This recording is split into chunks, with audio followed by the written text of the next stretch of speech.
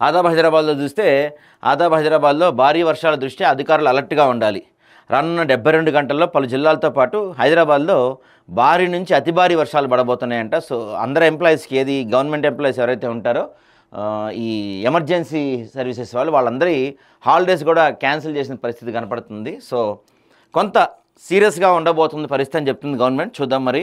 ఇక దేశంలో 4 కొత్త సెమీ కండక్టర్ ప్రాజెక్టులు ఏర్పాటు చేస్తున్నారంట. సెమీ కండక్టర్ ప్రాజెక్టులు ఏపీకి, ఒరిస్సాకి, పంజాబ్కి ఇచ్చారు. తెలంగాణకి యాజ్ యూజువల్గా హ్యాండ్ ఇచ్చారు.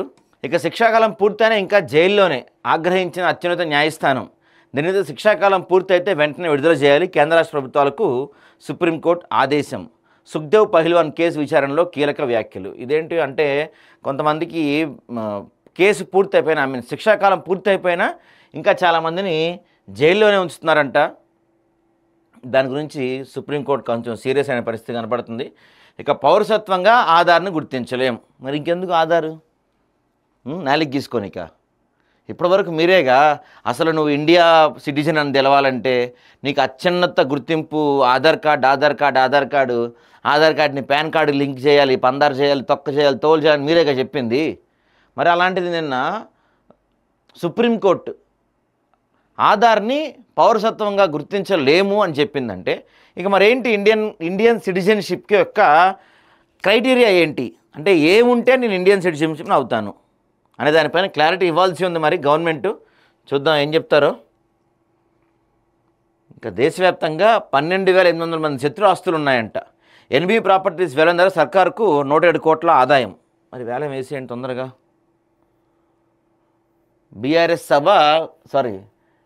బీఆర్ఎస్ బీసీ కథనబేరికి వరుణుడి అడ్డంకి. వర్షాల కారణంగా రెండోసారి కూడా వాయిదా.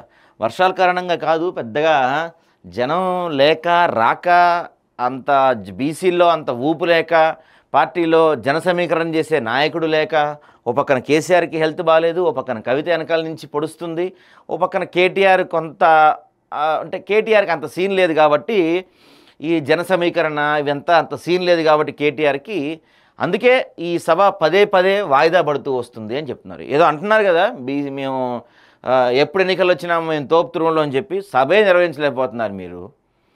బీసీల సభే నిర్వహించలేకపోతున్నారు మీరు కూడా ఇక మాట్లాడేదేమండే. తెలుగు రాష్ట్రాల్లో సరికొత్త లిక్కర్ అవినీతి అంటండి. ప్రజల ఆశలు ఆకాంక్షలు గాలికి వదిలేసిన ప్రభుత్వాలు కేవలం అవినీతి అక్రమ సంపాదనకు మొగ్గు చూపుతున్న దుర్మార్గం. ఒక టైంలో మన దగ్గర మద్యపాన నిషేధం ఉండేది. లాంగ్ బ్యాక్లే అప్పట్లో బీసీ కాలంలో. ఈరోజు ప్రభుత్వాలకి మద్యమే మెయిన్ వ్యాపారం.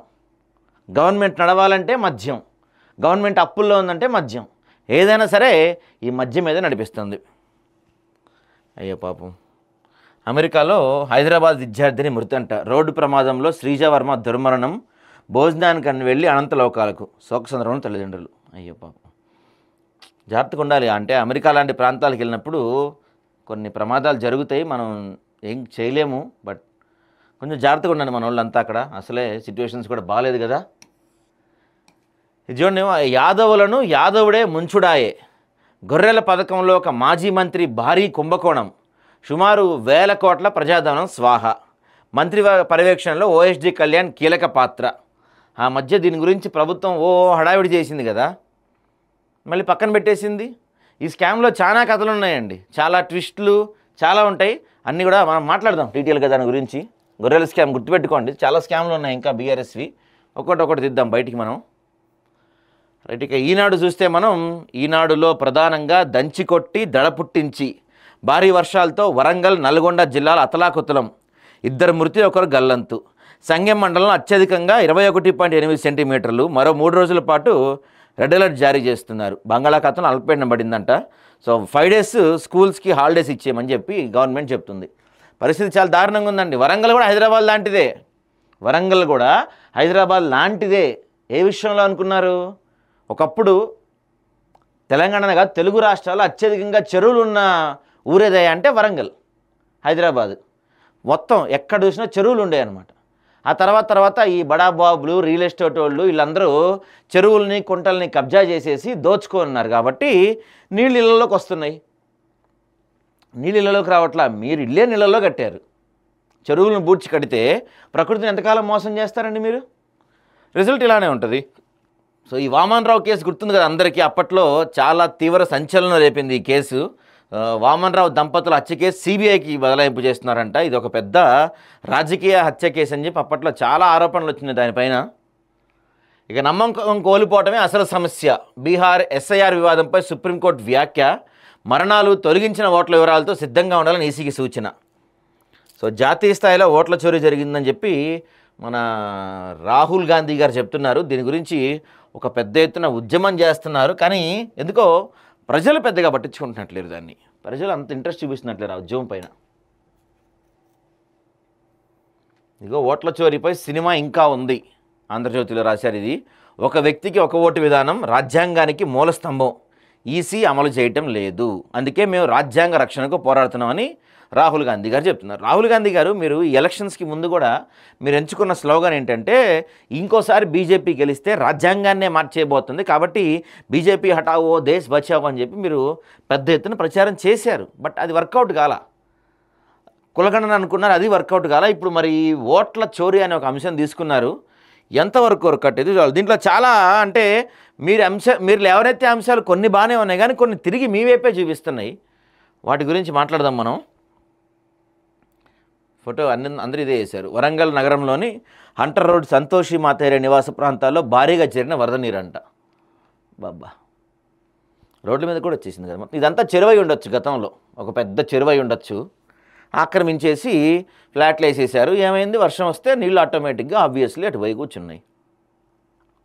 చెరువుల్ని కబ్జా పెట్టి ప్రకృతితో గేమ్స్ ఆడితే ఇలానే ఉంటుంది. అమ్మవారి కుంకుమార్చన ఉద్రిక్తం. బంజారా హిల్స్లోని ఆలయంలో బోనం సమర్పించేందుకు బీజేపీ నాయకుల యత్నం. అడ్డుకున్న పోలీసులు, పలువురు నేతలు అరెస్టు. రామచంద్రరావు గృహ నిర్బంధం. ఇప్పుడు ఈ విషయంలో కాంగ్రెస్ పార్టీ అనవసరంగా ఓవర్ యాక్షన్ చేస్తుంది. అనవసరంగా ఆ ఇష్యూని మీరు లేవనెత్తిన ఇష్యూయే అసలు మీరు చేసిందే పెద్ద పనికిమాలిన పని. ఇంకా దాన్ని గిల్లుతున్నారు, గిల్లి గిల్లి గిల్లి గిల్లి రెక్కుతున్నారు. చాలా ఖచ్చితంగా అది కోతిపుండు అవుతుంది, ఖచ్చితంగా మీకు బూమరాంగ్ అవుతుంది. ఆలోచించాలి రేవంత్ రెడ్డి గారు, మరి ఎందుకు ఆ విషయం పైన అంత ఇంట్రెస్ట్, ఆ భూమి పైన మీకు అంత ఇంట్రెస్ట్ ఏంటో తీద్దాం, బయటికి మాట్లాడదాం. అది కూడా దిశలో చూస్తే గంజాయి కేసు, ఇద్దరికి 20 ఏళ్ళు జైలు శిక్ష, ఒక్కొక్కరికి 2 లక్షల జరిమానా. తీర్పు వివరించిన ఖమ్మం జిల్లా సెషన్స్ కోర్టు. చాలా మంచి తీర్పు ఇచ్చారు. ఎందుకంటే నాకు తెలిసి ఒక డ్రగ్స్ కేసులో కానీ ఒక ఈ గాంజా కేసులో కానీ ఇది మొదటిసారి కావచ్చు శిక్ష పడతాం. ఇలా ఎవరైనా సరే, అంటే ఇప్పటివరకు ఏం జరిగేదంటే అండి, గంజాయి కానీ డ్రగ్స్ కానీ తీసుకునే వాళ్ళకి శిక్షలు ఉండవు. నిజం, తీసుకునే వాళ్ళకి శిక్షలు ఉండవు. తీసుకునే వాళ్ళని ఇంకా పాపం బాధితుడు నాయన, వాడు బాధితుడు తీసుకుంటున్నాడు, డ్రగ్స్కి బానిస అయ్యాడు, వాడిని రిహాబ్ సెంటర్కి పంపించి పాపం వాడికి రిహాబిలిటేషన్ చేయండి అని చెప్పి మన చట్టాలు ఉన్నాయి. ఎవడైతే ఈ గాంజాని సప్లై చేస్తాడో వాడిదే తప్పు అని చెప్పి మన ఇప్పటివరకు.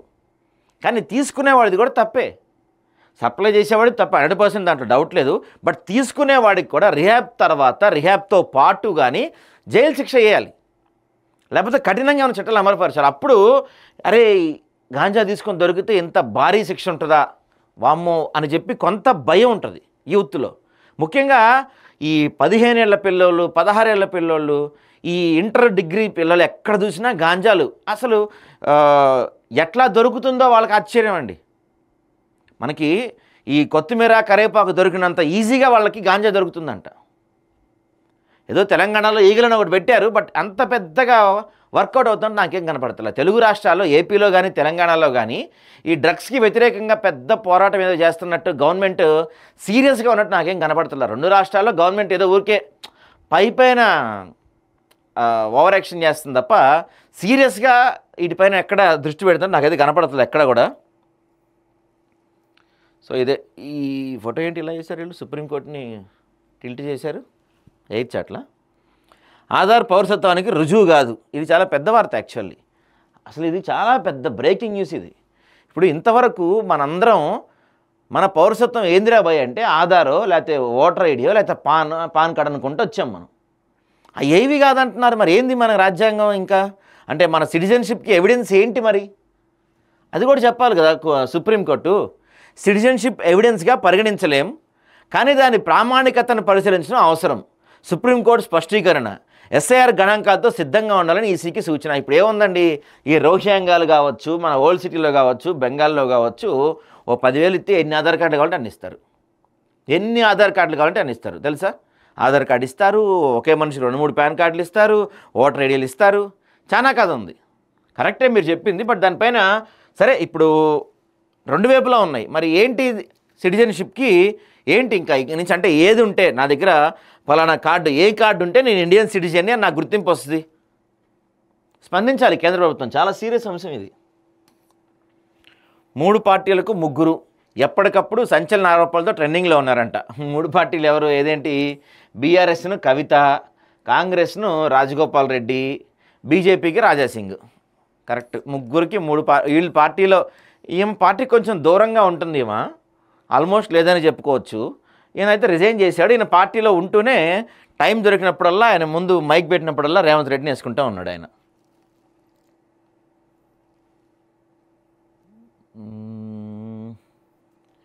యూజ్లెస్ ఫెలో మైండ్ లేదా? సెక్రటేరియట్లో ఐఏఎస్లో తిట్ల దండకం అంట. కింది స్థాయి ఉద్యోగుల పట్ల పరుష పదజాలం. ఛాంబర్లకు వెళ్ళాలంటే జంకుతున్న సిబ్బంది. మరి ఎవరు వాళ్ళ పేర్లు కూడా రాసేది ఉండే కదా, ఐఏఎస్ వాళ్ళ పేర్లు కూడా రాసి ఉంటే కొంత గట్టిగా యాక్షన్ తీసుకునే అవకాశం ఉండేది కదా. అయినా ఎందుకు అంత ఇది ఐఏఎస్లకి? ఇక వెలుగు చూద్దాం. ప్రభాత వెలుగులో కూడా మనకి ప్రధానంగా ఈ వరంగల్ వరదల గురించే కనపడుతుంది. మొత్తం నీళ్ళే ఉన్నాయి చూడండి. ఇవన్నీ ఇళ్లలో కూడా నీళ్ళు వచ్చేసినాయి. భారీగా వచ్చింది వరద వరంగల్ది. స్థానిక ఎన్నికలకు రేపు పంచాయతీ అధికారులతో సీఎం మీటింగ్. అన్ని వివరాలతో హాజరు కావాలని ఆదేశాలు. పార్టీ తరపున 42% బీసీ రిజర్వేషన్ ప్రకటనపై కసరత్తు. నేను ఈ బీసీల కులగణన ఏదైతే ఉందో ఆ కులగణన మొదలుపెట్టిన మొదటి రోజే చెప్పాను ఇది సాధ్యం కాదు అని. 100% సాధ్యం కాదు. కాంగ్రెస్ పార్టీ జస్ట్ బీసీల ఓట్ల కోసం ఆడుతున్న డ్రామా ఈ కులగణన. 100% బీసీల ఓట్ల కోసం వేస్తున్న ఒక ఎత్తు, ఒక డ్రామానే. 100% డ్రామా రక్తి కట్టలేదు. కాకపోతే 160 కోట్లు వేస్ట్ అయినాయి. కులగణన కోసం రేవంత్ రెడ్డి ప్రభుత్వం ఖర్చు పెట్టిన డబ్బులు అక్షరాల 160 కోట్లు మీరు జీవో జారీ చేసింది. ఈ రోజుకి చాలామంది ఎన్యూమినేటర్కి డబ్బులు ఇవ్వలేదు, అది వేరే విషయం అనుకోండి. సో ఈ 160 కోట్లు తీసుకెళ్ళి మూసీలో పోసాం మనం. 160 కోట్లు మనకి ఎక్కువైపోయి, తెలంగాణలో డబ్బులు ఎక్కువైపోయి ఏం చేసుకోవాలో అర్థం కాక తీసుకెళ్ళి మూసీలో పోసొచ్చాం. మీరు పార్టీల పరంగా 42% రిజర్వేషన్ ఇచ్చే కాడికి 160 కోట్లు పెట్టి తతంగం అంతా ఎందుకు నడిపారు? ఎవరిని పిచ్చోళ్ళని చేస్తానికి? మళ్ళీ మొండి చెయ్యి. సెమీ కండక్టర్ ప్లాంట్ ఏర్పాట్లను తెలంగాణపై కేంద్రం వివక్ష. వీళ్ళని అడగండి బీజేపీ వాళ్ళని. 8 మంది ఎంపీలు, మీరు దాదాపు సంవత్సరం దాటిపోతుంది, 8 మంది ఎంపీలు తెలంగాణకి ఏం తెచ్చారయ్యా అంటే 0 మీరు తెచ్చింది. బీజేపీ నుంచి 8 మంది ఎంపీలు అసలు దేనికి పనికిరాని ఎంపీలు కావచ్చు, ఎమ్మెల్యేలు కావచ్చు, అనవసరంగా గెలిపించారు ప్రజలు వాళ్ళని. 8 మంది ఎమ్మెల్యేలు కనపడుతూనే లేరు, 8 మంది ఎంపీలు కనపడుతూనే లేరు.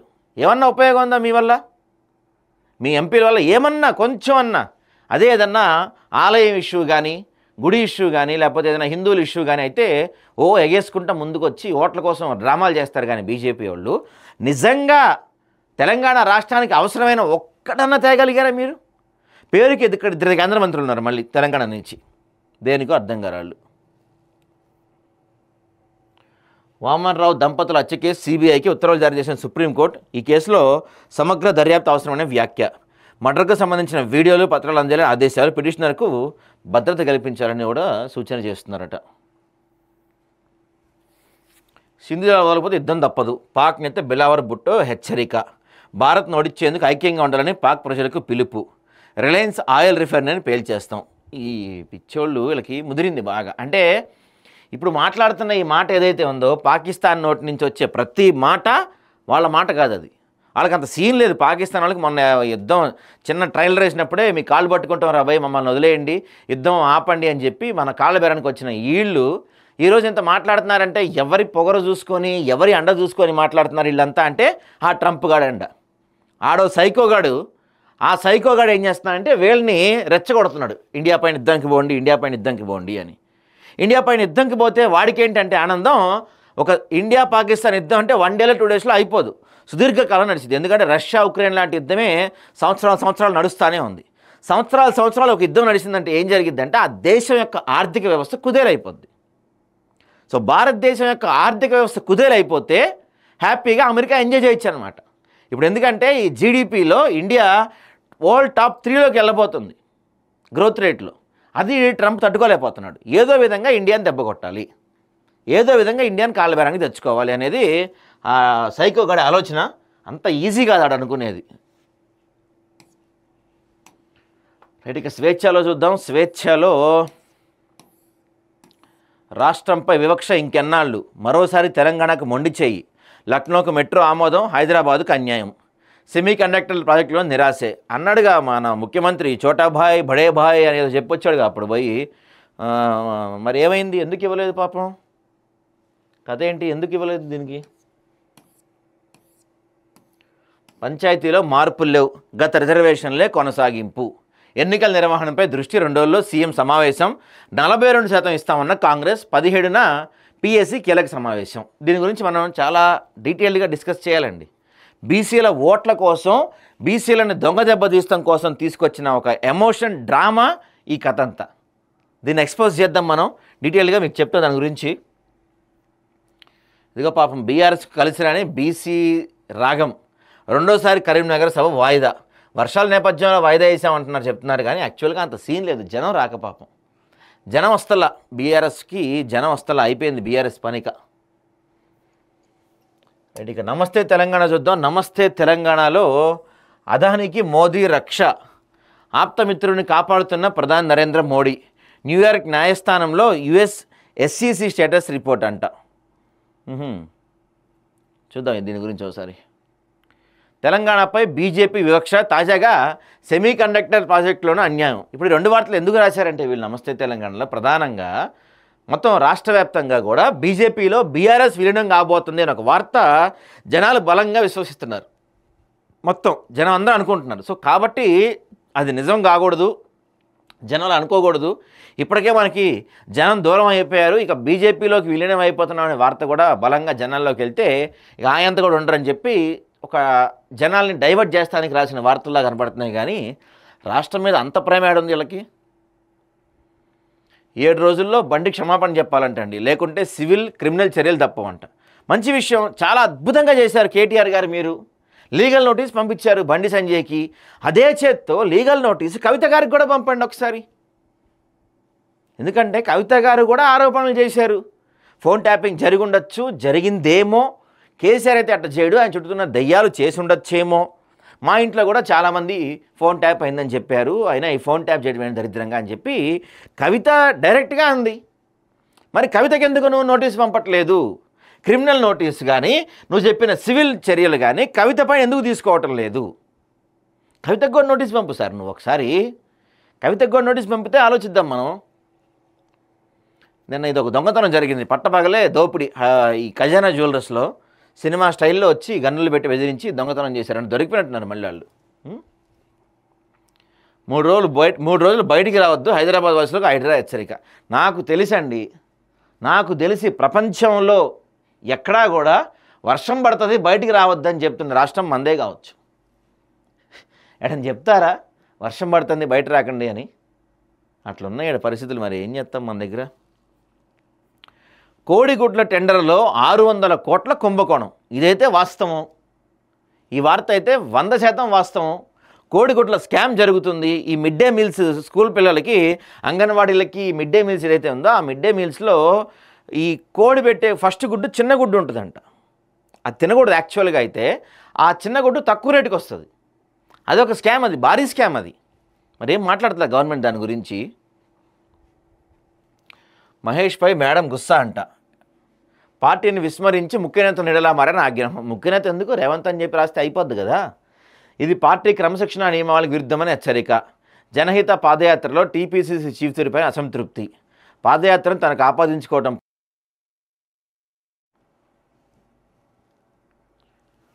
రైట్, ఇదొక వార్త రాశారు, చూద్దాం దీని గురించి కూడా డీటెయిల్గా మాట్లాడదాం మనం.